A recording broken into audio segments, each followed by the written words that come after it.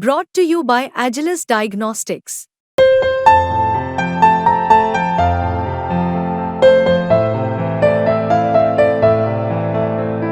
Agilus Diagnostics. Share बाजार जिस तरह से भाग रहा है उसमें ऐसे लोग भी बाजार में जमकर पैसा लगा रहे हैं जिन्हें बाजार की ज्यादा जानकारी नहीं है। इससे भी ज्यादा फिक्र की बात यह है कि बाजार के जोखिम को बगैर समझे लोग डेरिवेटिव्स यानी फ्यूचर्स एंड ऑप्शंस एफएनओ की ट्रेडिंग में भी कूद पड़े हैं। ज्यादातर लोग इसमें बड़े नुकसान भी उठा रहे हैं।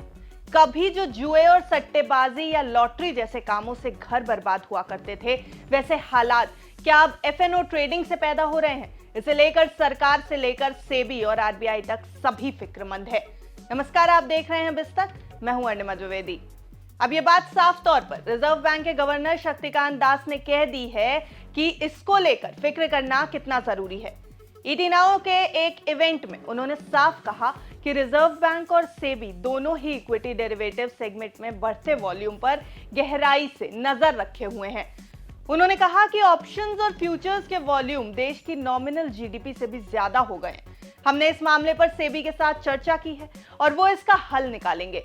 गौरतलब है कि भारत की नॉमिनल जीडीपी या करेंट प्राइसेस पर जीडीपी 2023-24 के दौरान 295.3 लाख करोड़ रुपए पर थी। दूसरी तरफ वित्त वर्ष 2024 में बीएसई और एनएसई पर एफएनओ का combined average turnover 262 lakh crore रुपए रहा है। दास ने हालांकि यह भी कहा है कि भारतीय अर्थव्यवस्था और फाइनेंशियल सेक्टर के सभी पैरामीटर्स और इंडिकेटर्स इस वक्त स्टेबल नजर आ रहे हैं। शक्तिकांत दास की माने तो सेबी इस मसले पर सक्रिय तौर पर काम कर रहा है और जरूरत पड़ने पर वो इस पर एक्शन भी लेगा। रिजर्व बैंक के गवर्नर का यह बयान ऐसे वक्त पर आया जबकि भारतीय स्टॉक एक्सचेंजेस पर डेरिवेटिव्स वॉल्यूम लगातार बढ़ रहा है।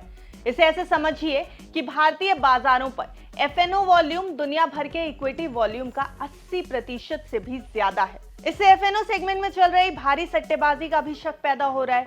अप्रैल 2024 में एनएसई पर करीब 849.4 करोड़ कॉन्ट्रैक्ट्स की ट्रेडिंग हुई। इनमें से ज्यादातर ऑप्शंस कॉन्ट्रैक्ट थे। दूसरी तरफ बीएसई पर इसी दौरान 222.4 करोड़ कॉन्ट्रैक्ट्स की ट्रेडिंग की गई। इसका ग्लोबल वॉल्यूम देखें तो ये 1325.5 करोड़ कॉन्ट्रैक्ट है और इसमें करीब 81% हिस्सेदारी भारतीय एक्सचेंजेस की है। इसी डर से सेबी ने एफएनओ ट्रेडिंग से जुड़े नियमों को सख्त बनाने की प्लानिंग भी कर ली है। सेबी एफएनओ ट्रेडिंग से लोगों को दूर करने के लिए कई कदम उठाने की तैयारी में है। खबरों के मुताबिक SEBI futures and options trading की एलिजिबिलिटी क्राइटेरिया को सख्त बना सकता है। इसके साथ ही इसमें मार्जिन रिक्वायरमेंट में भी इजाफा किया जा सकता है। सेबी का प्लान इन्वेस्टर्स की नेट वर्थ डिस्क्लोजर के नियमों को भी सख्त बनाना है। बीते हफ्ते सेबी ने association of mutual funds in India यानी एएमएफआई को चिट्ठी लिखी थी और इसमें डेरिवेटिव्स ट्रेडिंग की मौजूदा गाइडलाइंस पर कमेंट मांगा गया और साथ ही ये भी पूछा गया कि कैसे इन नियमों में बदलाव करके इन्हें और ज्यादा सख्त बनाया जा सकता है। इसके साथ ही सेबी ने एक कमेटी भी बनाई है जिसमें ब्रोकरेज फर्म्स और असेट मैनेजमेंट कंपनियों को शामिल किया गया है ताकि वे इस मसले पर अपनी सिफारिशें भी दे सकें। एफएनओ सेगमेंट के आंकड़े अगर देखें तो पता चलता है कि कैसे आम निवेशक डेरिवेटिव्स में पैसा लगाने को लेकर पागल हो रहे हैं। मार्च 2024 में एफएनओ सेगमेंट का मंथली टर्नओवर 8,740 लाख करोड़ रुपए था। मार्च 2019 में यह आंकड़ा महज 217 लाख करोड़ रुपए पर था। इक्विटी कैश सेगमेंट की बात करें तो यहां average daily turnover 1 lakh crore रुपए था, जबकि एफएनओ सेगमेंट में एवरेज डेली टर्नओवर करीब 330 लाख करोड़ रुपए पर था। इससे पता चलता है कि कैसे डेरिवेटिव्स में इन्वेस्टर्स अंधाधुंध पैसा झोंक रहे हैं। लेकिन समझने की बात यह है कि जब इतनी मोटी पूंजी इन्वेस्टर्स डेरिवेटिव्स में लगा रहे हैं तो क्या उन्हें इसमें कमाई भी हो रही है? आंकड़े इससे कतई उलट है। सेबी की एक स्टडी बताती है कि 89% इंडिविजुअल एफएनओ ट्रेडर्स इसमें नुकसान उठा चुके हैं। वित्त वर्ष 2021-22 में इनका एवरेज लॉस 1.1 लाख रुपए था, यानी हर इन्वेस्टर को एफएनओ में औसतन 1.1 लाख रुपए का नुकसान उठाना पड़ रहा है। इस कहानी की जड़ में जाएं तो पता चलता है कि कोविड के दौरान एफएनओ सेगमेंट में लोगों की भीड़ आनी शुरू हुई। वित्त वर्ष 2019 में इन ट्रेडर्स की तादाद महज 7.1 लाख थी। वित्त वर्ष 2021 में इन ट्रेडर्स की तादाद बढ़कर 45.2 लाख पर पहुंच गई है। बस इसी चीज से सरकार, सेबी और आरबीआई तीनों परेशान हैं। डेरिवेटिव्स के लॉस कहीं घरों को बर्बाद ना करने लगे, कहीं ज्यादा मुनाफे का लालच लोगों की जमा पूंजी भी खत्म ना कर दे और इससे कहीं एक देशव्यापी क्राइसिस ना पैदा हो जाए। ये कुछ ऐसे सवाल हैं जिनसे सरकार और सेबी में बेचैनी है।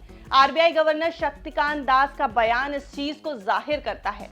देखना यह होगा कि सेबी एफएनओ सेगमेंट में सख्त नियम कब लाता है और क्या इसका असर बाजार पर भी दिखाई दे सकता है। आपको ये पूरी रिपोर्ट कैसी लगी, हमें कमेंट करके जरूर बताएं और ऐसी अन्य खबरों के लिए देखते रहें बस्तक। बस्तक आपके लिए लाया है प्रीमियम मेंबरशिप प्रोग्राम, जहां आपको मिलेंगे कई सारे फायदे, जिनमें मार्केट न्यूज़लेटर, लाइव चैट पर आपके सवालों के सबसे पहले जवाब, मार्केट आउटलुक, वीकेंड पर मार्केट स्कैन, एंकर्स के साथ चैट और भी बहुत कुछ। इस प्रीमियम सब्सक्रिप्शन में 3 तरह के प्लान्स हैं, सिल्वर, गोल्ड और प्लैटिनम, जिनकी शुरुआत मात्र 159 रुपए महीने से होती है। इससे जुड़ना भी बेहद आसान है। बस्तक के YouTube चैनल पर जाएं, ज्वाइन बटन पर क्लिक करें और अपना प्लान सिलेक्ट करें। बस बन गए आप हमारे प्रीमियम मेंबर।